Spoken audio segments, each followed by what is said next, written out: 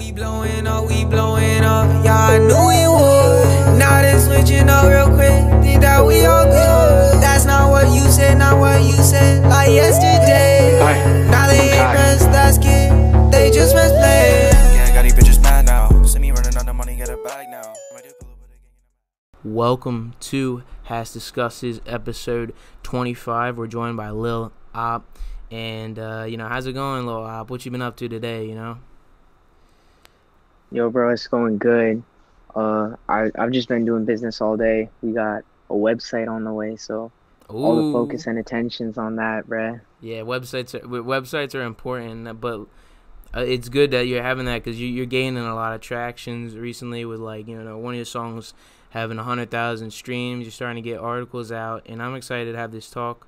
But OP joins us with no visual. He wants to keep a low profile and all that shit, you know what I mean? So I'm 17, and you're around my age, just at 16.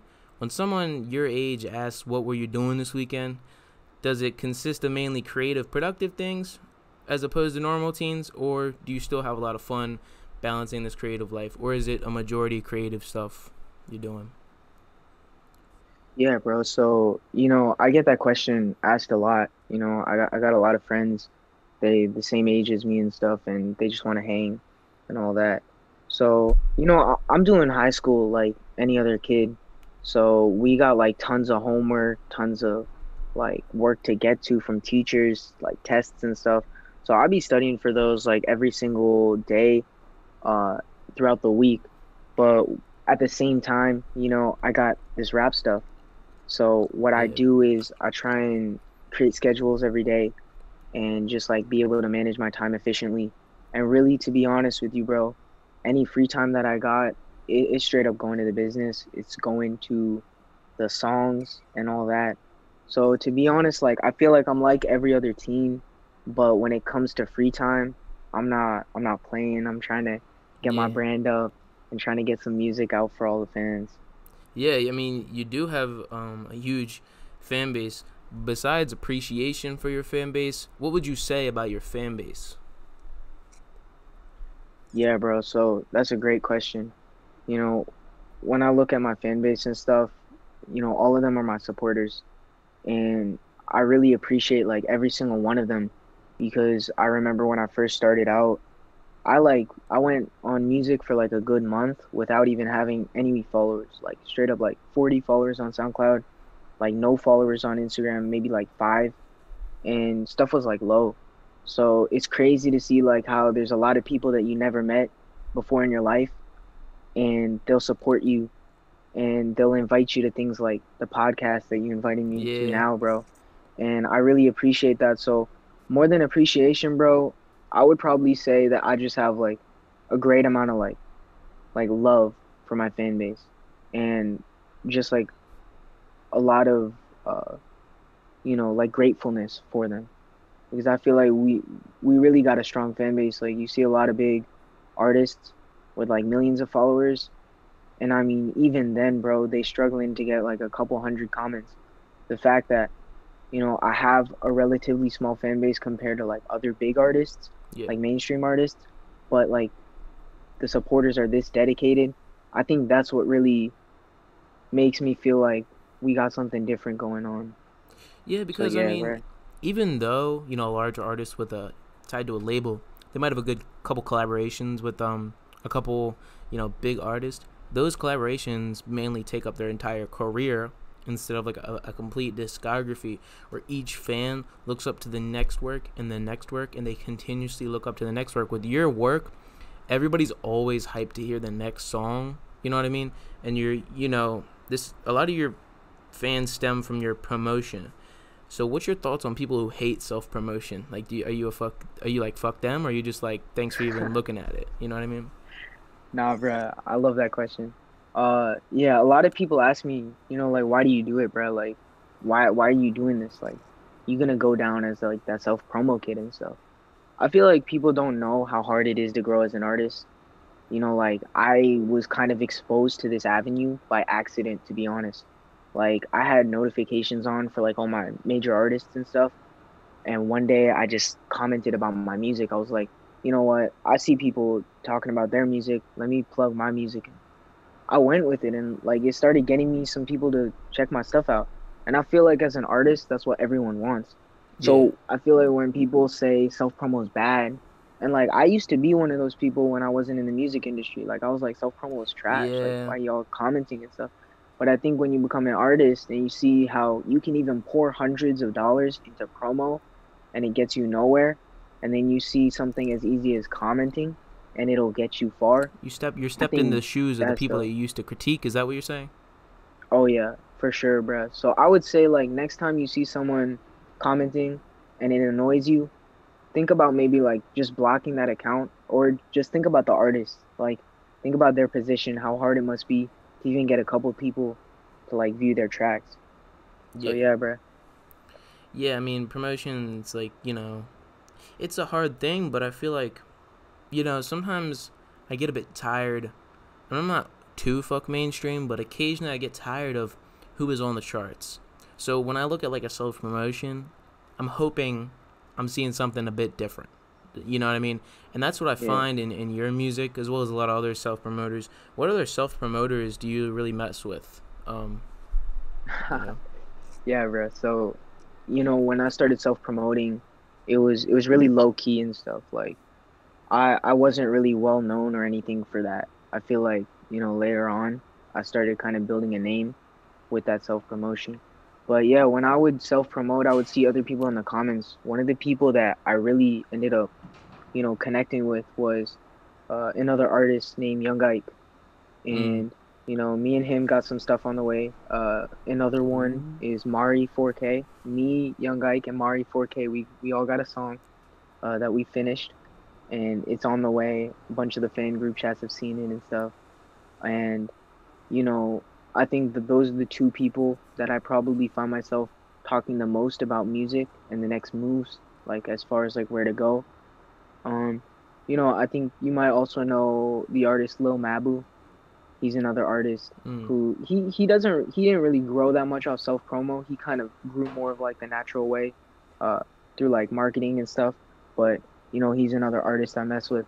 So yeah, I mean we kind of built like a little like group chat almost between the self Community. promoters and a community. Yeah. Yeah. So I think that yeah, Young Ike, Mari, Mabu, those guys are on the top of the list for sure. Yeah. Um, I don't know, just chip in. DDK is another good one as well. But Oh yeah, let me speak on DDK for a yeah, second. man. My bad. I forgot to mention No, DDK. I wasn't You expecting you know, to for mention him. But yeah, I don't know. I just thought I'd pitch in. But yeah, what do you think about DDK? yeah. To be honest, bro, I feel like me and DDK, we got like a whole different connection. When I talk about like, I don't even think of him as a self promoter. I don't even think of him as like an artist or like as a like fellow like friend or anything like that. To be honest, like I think of him as like a mentor.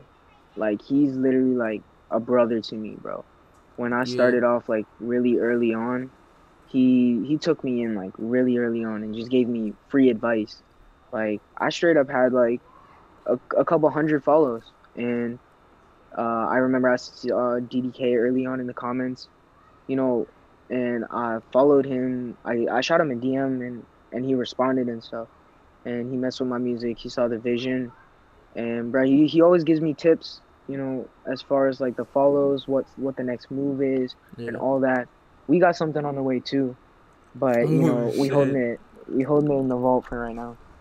Yeah, cause he's very articulate with how he, you know, releases everything and all of that. Um. So let's move away from self promotion. What I see from people, artists like you, artists like DDK, and not even just the self promoters. Let's remove the self promoter thing from the discussion. I think we're past that. But I don't want to attach labels to anything. But what that shows is that this underground little community is very good at responding to people. Like Sempra is another good artist who responds to people. Do you say you pride yourself on responding to your fans, or do you fear? How about this? Do you fear getting to a point where you stop responding to the fans, or will you always be in contact with fans and smaller artists? Yeah, bro. I mean, to be honest, I feel like it's a complicated answer. I Yeah. try and respond to as many followers and supporters that I can. You know, I used to take like hours and hours of my day just like trying to respond. Like, you know, believe it or not, even when I had like 2,000 follows, like the DMs were flooded. Like I would just get like literally like at least 100 DMs a day, Yeah. and I would just spend time, you know, responding to them and stuff. And you know, I kept going on with that and kept going through with that. But I feel like, you know, with the consistent volume and stuff, it's hard. You know, it just physically becomes extremely hard. You got some people that are trolling in there. You got some real supporters in there. You got some people looking for promo in there. And majorities are supporters. But, you Yeah. know, I think it becomes hard when the volume becomes high. So, you know, what I did last week or maybe the week before is I put a poll on my story asking people if they wanted to join a fan group chat or not. Yeah, that was a good idea, bro. And yeah, and I spent even then, bruh, I took screenshots. We had like over 1,000 responses for yes. So I took screenshots of every single person's username, like all of that. And I spent a couple hours making the group chats. We got like over 24, 25 group chats, and they like all filled up. So I think I'm gonna try and stay in contact with them as much as possible. And I'm gonna consistently be adding to the group chats, be making more group chats, because I think it's important to have a connection. When you kind of go ghost, when you go Hollywood on the people that are making you, like, and building the success to the point at which you're at, I feel like you got to respond to them and you got to acknowledge that. Or else there'll be a So, disconnect. oh yeah, for sure. So I feel like we're going into some hectic things for right now, but now I want to go into where I believe you're from, which is North Carolina. So is there a lot of North Carolina smaller artists that you mess with or have collaborated with, or is there a good scene where Yeah, you're from? yeah. So I'm in like the RDU area of North Carolina. That's like the Raleigh, Durham. That's like the Triangle area. So, you know, I started rap about 6 months ago. So I'm relatively new to the scene and like new to the feel of it. So I think locally that's kind of been like the hard part as far as like, you know, trying to get that local support because I haven't been here for a long time as Yeah, far as like as a rapper. yeah. Um, when I look at like local artists, one of the first artists that I actually collabed with and one of the first songs I made was a diss track in 8th grade. And I made that song with a friend of mine, DK. Mm. He's a big artist. He's on his way. He's been making a lot of moves, features on promoting sounds, like all that stuff. So he's like one of the first artists that I think of when I talk about like rap locally, just because like I have a strong connection with him. I've known him for over, you know, 2 years, so Nice. it's pretty strong. Another artist though that I think of is Kadoku. He's an artist that's collabed with Darius as well, DK, and you know, they've made some heat as well. And I feel like Kadoku's got like a unique style that hasn't really been touched on. I feel like he really deserves the acknowledgement and exposure, but doesn't really get it. And he's got a little bit of time left because he's gonna be joining like the military and all that if he doesn't like, you know, get things popping soon. But I think he's got some business moves that we've been talking about. And then lastly, bro, I'm gonna have to shout out my bro Mundy. That's my manager, and Yeah. he found me like, I think he found me like a couple months ago, or he found me months and months ago when it was like early, and he followed me and stuff, messed with me, and then we kind of went into this like management phase. So he's been getting me a lot of local support with like venues, shows, and stuff. Right now, obviously, because of the pandemic, we can't really do much. But yeah, those are the main three that I got to shout out from the Triangle area. Yeah, shout out Mundy for setting this up. He's a very nice guy to talk to in the DMs. But let's get into you know, obviously you said you couldn't do any shows, but can we expect a music video from you in the near future, or are you just kind of focusing on building the momentum before you get into all that? Yeah, bro. So, you know, I've been wanting to do a music video for a while. I've been trying to hype it up. You know, most of my songs, they're collaborations with an artist named Lil AR. Uh he's an artist that I actually haven't even met in my life. Like Yeah, the where's he story with from? me and him. Like, He's from Massachusetts. oh shit. So he's from like that area up north. and I'm from North Carolina. He just hit me in my DMs one day. I think we both like this popular artist, and he sent me Mars. I messed with it. We dropped it. It did like 1,000 on SoundCloud in like the first couple weeks, and we were like, "Yo, we're famous!" Like we just thought it was so much, so we went with that. Yeah. But as far as like music videos, you know, we've been talking about him coming over to Carolina and getting some stuff shot. To be honest, bro, I keep my profile and I keep my image low key. A lot of my supporters know this, but some of them might not.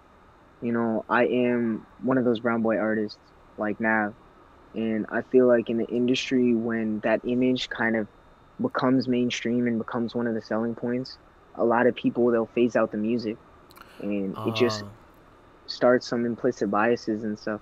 So you And don't it want just, people to notice you as a brown artist. They want you to notice you as an artist. well, you know, like I want them to notice me as a brown artist, but I feel like early on I don't. You know, Yeah, you when I just kind look of at want to like like Nav, build your craft before you like start. I don't know, but facts. I feel you. Nah, what you're saying is right. I want people to like listen to the craft and have that before they have any pre-assumptions on me yeah. because of the way that I look or something. You know, when I look at Nav and stuff, I feel like he's one of the most overhated mainstream artists. I'm gonna have to And agree with you. I mean, I didn't really listen to a lot of yeah, his work prior to Emergency Tsunami. Like I had the whole bias towards him, and all that stuff. Not because of any identity of his, mainly because of like Fantano facts. reviews or some bullshit. But then I listened to Emergency Tsunami, and I loved Weezy's production. I loved his flows, and I feel like he's better than a lot of like artists that are in his lane of the way he does flows. Does that make sense? Like Yeah, I feel yeah, you. And I mean, that's what I'm saying, bro. Like, it's not even people that like have those biases like towards other people, but I feel like it's when your supporters and the people like around you and the people that you rock with are saying the same thing. Everyone rides a wave.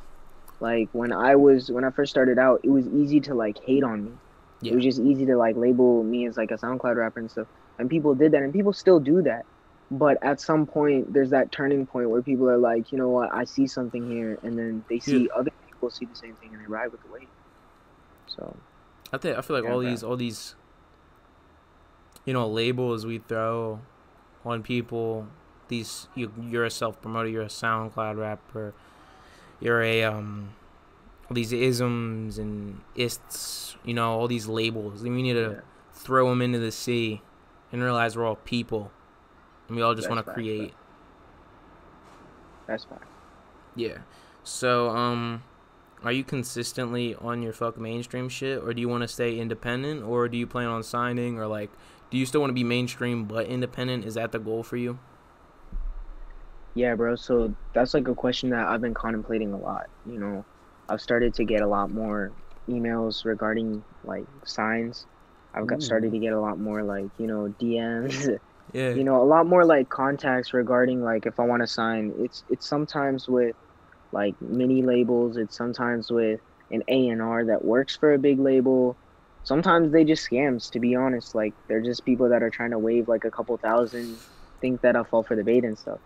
But to be honest, man, the way that I want to go is the way, like, I want to be able to build my own brand and build myself to a point in which I can learn the skills necessary to go the farthest possible. When I look at like a rapper like Travis Scott, when I look at like a rapper like Nav, when I look at a rapper like Drake, I noticed that all of these people, they blew up a lot later in life after they had learned a lot more, Mm. after they had like gained a lot of experience. So when we talk about like signing and stuff, I think that that's definitely a possibility down the road. But I think I don't want to go mainstream yet. I want to kind of stay where I'm at and steadily, gradually go up and gain more streams. I want to Mm. be independent. And then when it comes to that point where I've had a lot of experience and I've learned the skills necessary, I think then I could sit down and talk about signing with like Sony or XO or a big label like that. So you're saying you want to find your craft, figure out what your fans, what the appeal that your fans look to see and want to see, but also know what you want to see, gain experience in life, realize how to be a successful businessman, and then you'll possibly be comfortable lending, like signing to a label, but you're still contemplating. Like, you don't want to get all big now and have the novelty die off. You still want to be a fresh new novelty for some people and stay like that. I don't know, but like, so you're saying, like, for instance, Kid Leroy, respect to him doing it at a good age, but it's a slow decline. I'm gonna be honest, and you're basically, with you, like, if you keep on doing this thing where you do the single after single after single, that you're still gonna go like slowly up. So you saying you'd rather go slowly up than down? Yeah, so I think that one thing that we look at is consistency in the game, right? Like, not to say that I'm doing better than any other mainstream artist, because I'm not. But the thing is, consistency is a huge part of being successful, really, in anything. And I feel like the big problem that I have with going big when you're young is labels will try and take advantage of that. Yeah. Like, if you wave a couple million in front of a 16-year-old right now, they're gonna take that. They're gonna fall for that. But what you got to look at is you got to look at long term, right? Do you want to be that artist that signs a big, Lyrical Lemonade, like, music video, lands that video, goes extremely big, signs with a label, everything, that song's plastered everywhere, you go gold, everything, but then you drop a project or you drop some singles and nobody listens to it. I don't think anyone really wants that, long term. Yeah. I feel like for instance, let me think of TPain. Obviously everybody knows TPain, but TPain, when he started off, let me just talk about a story real quick that may apply to your situation. TPain, he was offered he had like a really big single and shit that he released independently, and this was huge. It was huge, but when the labels that offered him more money, they wanted his huge single, they wanted the rights to that single. They didn't want to help him. They only wanted his single. They only wanted his work. So people were telling him $500,000. You want $800,000. You want $1.5 million. But then Akon came to him with $20,000 and was like, "I'll give you $20,000, but a career, and gradually that will increase slowly." And he signed to Akon, and like, it slowly increased because he said he was looking out for him as a person and his career, as opposed to looking out for this one large thing that person has created. So you're saying you'd rather see like a Akon type of figure, someone that thinks about you as a person instead of as a commodity. Yeah, I feel like it's not really a choice though, right? Like, when we look at labels, when we look at distribution companies, we look at people signing big. To be honest, the only thing on their mind is numbers and money. They just trying to get return. Yeah. And that's why I talk about like being independent. Like, you got to be independent to the point in which you have leverage. Because if you're independent, you got like a couple thousand or something, you ain't got leverage. But if you go all the way, you get verified, you get hundreds of thousands of streams, you do label numbers, then you have leverage, and the label's going to look at you long term then. So I feel like you got to do that, but no one's going to do that at 14, 15. You're going to be doing that like when you're 20, you're 21. So that's why I'm saying, like, long term is the way to go. Exactly, bro. So, are you a fan of Patrick CCTV? Yeah, bro. So I know Patrick CC. He's heard my music a couple times, but I'm gonna be straight up with you. Like, I'm not gonna sit here and lie and act like everything was right. I sent him my second song and he didn't like it. Like, I sent him Out of Luck. He did not mess with it. I remember the label or the subject on that email was, "Check this out. You're not gonna be disappointed." And the response was just like, "Oh, I was disappointed." And was it like I think on that was live tough. or some shit? Nah, it was via email. No one saw it. But, I feel like that was like a huge kind of hit for me, because I had watched him for so long. I had been subscribed, like, subbed with noties, like, everything, bro. And I think when you hear someone that big say something like that about your craft, it hurts. But when I look back at it, I feel like it was good because I wasn't as good as I am now back then. Like my music just wasn't as good. There was room for improvement. Even now, there's room for improvement, and I'm sure I'll get better the more that I practice. But I think that you know, taking constructive criticism is something that artists need to learn how to do because that's the only way that you're gonna get better. You gotta make music that you like, but at the same time, your fans appreciate. Because the supporters are the ones that are gonna be listening to it at the end of the day. So I liked his criticism. I've made some appearances a couple more times on his live streams, and he's messed with the songs a little bit more, and he's reacted to them before. I got him on like my highlight page on Instagram. So yeah, I Nice. definitely mess with him for sure. Yeah, and by the way, if you're listening or watching, constructive criticism is not that shit fucking sucks. You know what I mean? Constructive criticism is Yeah, like the auto-tune was a bit much here. Maybe if you lowered it, I could hear what you're saying more. yeah. So is I that mean, like when you show someone that, is that what you look to see? You know? you know, I think when I show music, I don't look to see, criticism as per se. But if I do get criticism, I want it to be something like what you're talking about. Yeah. And it's hard, but it's so much better than someone just being like, "This is absolute trash." Like that's hating, and I feel like people are like, "No, it's criticism," but like, there's a huge line between criticism and hating, right? But isn't it Criticism is easy? when you're like, Huh? mm-hmm. Now you go. Oh, yeah, I was just saying like criticism is more like when you talk about reverb, when you talk about that, Yeah, yeah, something you're like, specific. "No, it's trash." You mean like Yeah. something specific? Mm-hmm. But like, it's easy to say that shit sucks, but it's Facts. not easy to make a song. You know what I mean? Like I've been getting into Yeah. producing, and that shit's hard. That shit's hard. You know what I mean? Just on the side, and I interview Oh artists yeah. all the time. So I Yeah. mean, if I want to send beats to someone, like at least I talked to them before. But I'm not trying to plug myself in this interview. But anyways, Facts. I it feel you. No, no, no. I but like mess with you. I it's mess with you. hard. It's hard to like learn.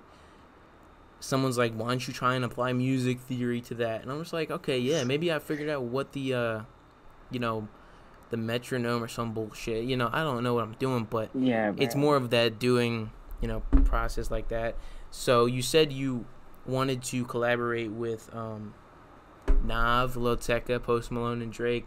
Can we see that in the next 5 years, or are you just like, is that all talk? Do you think that's gonna happen?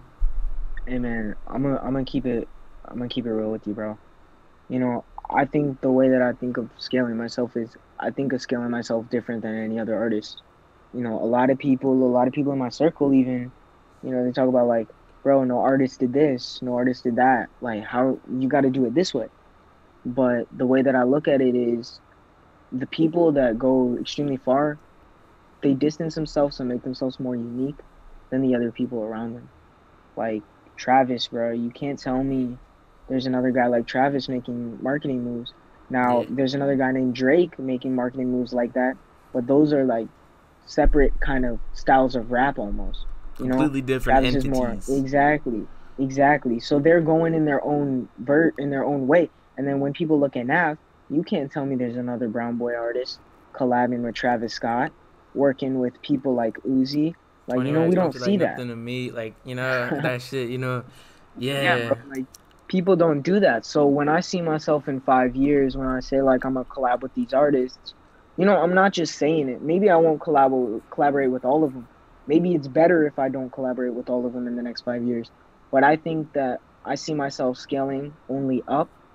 And if people see the same vision as me, they can see some of those things. And I can see you're a real one because you saw the tweet. But yeah, if yeah. they I see just gotta that, do my research, man. You know yeah, what I mean? I gotta do yeah. the research. I'm be on my Nardwar shit. You know what I mean? Anyways, what will Lil Op be up to in 2021? What do you think you'll be up to in 2021? Man. So, 2020 is coming to an end. It's crazy because it'll almost be in 2021, maybe like the start of 2021, it will have been a year since I started music, which is a huge mark. Yeah. When I think about what I'm gonna be up to, I feel like it's really the same stuff that I've been up to, except I scale it even more. I use the new experience that I got. I've been working a lot on branding. I know that people, get upset that I haven't dropped new music in a while. It's almost been like a month really since I dropped the snippet or since I dropped the song. But I think what people got to remember is like I'm doing a lot of stuff on the side Your to try person. and help. Yes, I'm You trying know to, what I mean? but not really that. To be honest, like I spend a lot of time on this, and I think what I gotta do is I gotta move on to the business aspect. Like I gotta make myself more professional for Yeah. people to treat me like a professional artist. Because I don't want to be that SoundCloud rapper. I want to be professional, and I want to be able to go and portray myself that way in front of other artists too. There's a lot of new connects on the way. I've been talking with a lot of big artists and talking with a lot of connections. There's stuff on the way, but I gotta make myself look more professional before I do it. So I'm gonna build my brand, build my business. We're gonna get the website up soon. And once we do that, man, it's just gonna be music pushed through. Once I got the process, it's just music. I'm Exponential gonna growth, try and be man. more consistent. Yeah. Yeah. So, last two questions. Will you ever drop a project in the future, or the single's gonna be consistently going because you're gaining more? Would you think you'd gain more traction from consistent singles, or a large album or tape? Yeah. So, that's something that I've contemplated before. I've got a lot of names, I've got a lot of ideas. I even made like 3 projects before I actually took rapping more seriously. Oh, And when I look at like the projects and stuff, I think a lot of artists do that for the fun of it. But I think what we got to realize is if you see yourself going extremely big, and you see yourself going to the level of a lot of these mainstream artists, right? We got to realize like a lot of them, they end up just getting like the whole project's like wiped anyway. So when I look yeah, at it, I try and make hit singles because I feel like it's in my best interest. Like if I can keep growing from those singles, but at the same time I can keep people engaged and wanting to hear what's up next, then I yeah. think that's more beneficial for me than, dropping a whole project, which is maybe not the best of my ability and not going all out on it, not gaining as much, and then, it just all getting wiped by a label later In a on. sense, like a single is like its own special project. It just happens to Yeah. be around 3 or 2 minutes.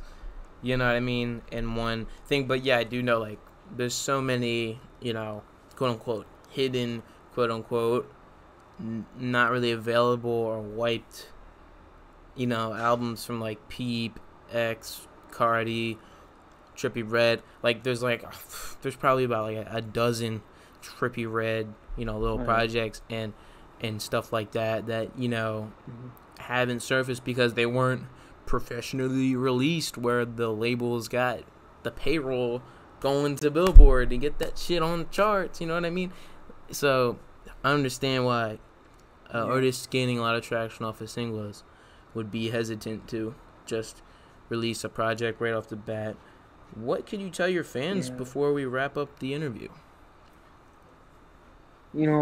One thing that I'll tell all my supporters first off is like I love you guys so much. Like I try and say that as much as possible, but if I don't say it enough, just know that like everything that's happening, all the success that's happening, it's all because of the people that follow me.